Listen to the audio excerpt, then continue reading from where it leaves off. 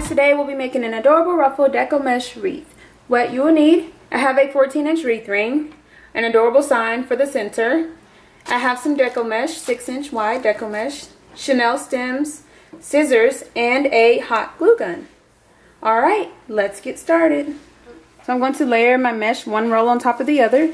I'm going to go with the multicolor roll on top of the green. You can also add in white if you choose to do so, but I just ultimately decided to go with these colors. I'm going to roll it to a nice little point, just like this, and I'm going to tie it in a knot on the innermost ring.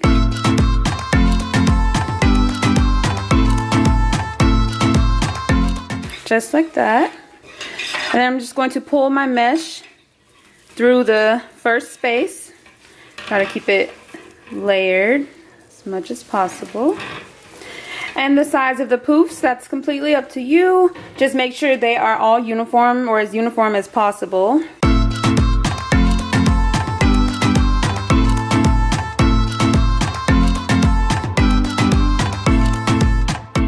So I'm making a poof in each of my 3 sections. Just like that. And then scrunch it together. Twist my mesh a couple of times. And then start back on the first inner space. And make 3 more loops.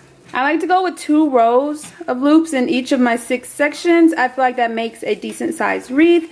If you want it larger and poofier, then you can definitely add 3 rows. You can make your poofs larger, whatever you prefer.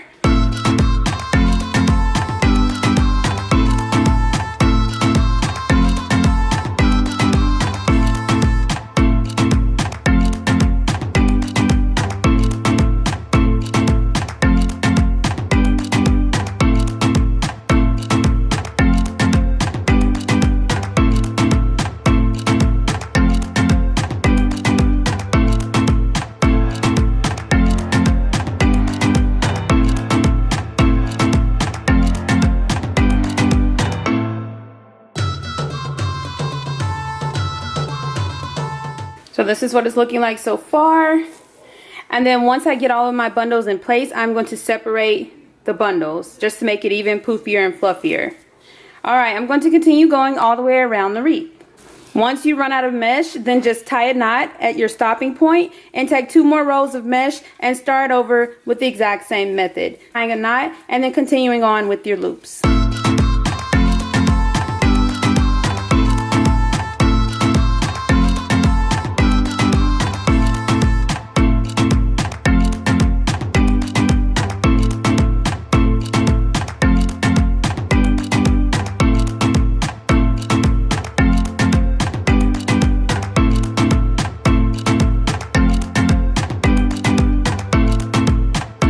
Alright, so I'm coming to the end of my mesh. I'm just going to go ahead and cut it off of the roll. And I'm going to pull it through. And then I like to kind of twist it like that to make it a little easier. And I'm just going to tie it in a knot.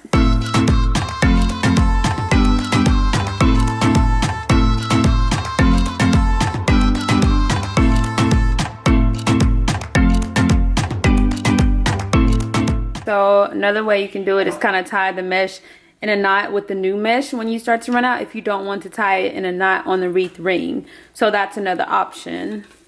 I do both. It just depends on how I'm feeling. And just make sure it's at a point where it's not on top of the loop.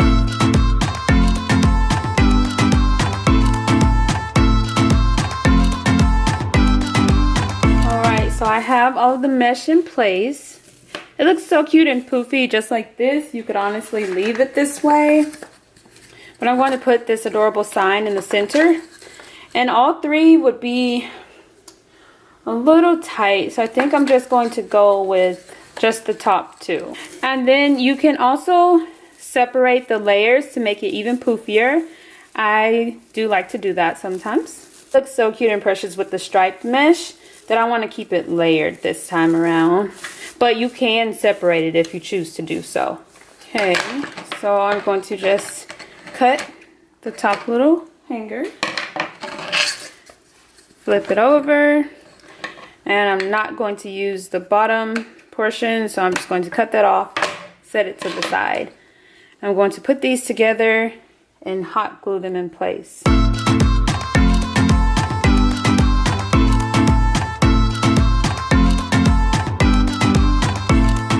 Take 2 stems, twist them together to form one long stem for the top and one for the bottom. And then I'm going to also hot glue those in place.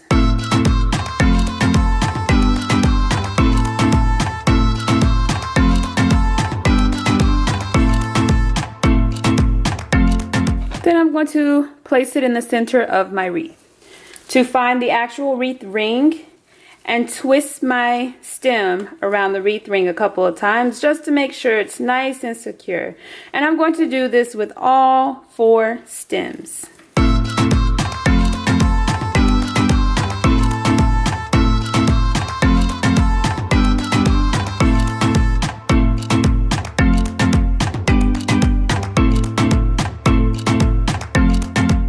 Alright, and you are all done. It looks so cute, simple, and easy to make. Modify the colors, the styles. You can add in a big bow, any additional embellishments you'd like. Just have fun with it and make it your own.